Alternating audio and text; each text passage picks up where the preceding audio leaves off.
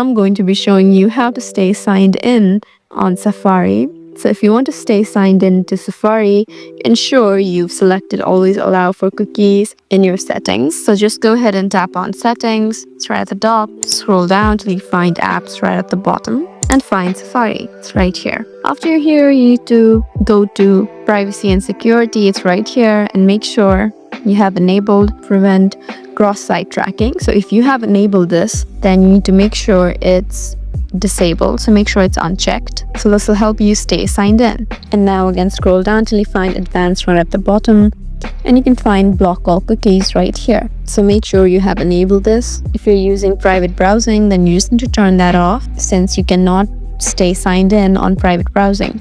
So in this way, you can successfully stay signed in on Safari. I hope this video was helpful for you. Please leave us a like and drop us a comment down below, and we'll see you again in our next video. Thank you for watching.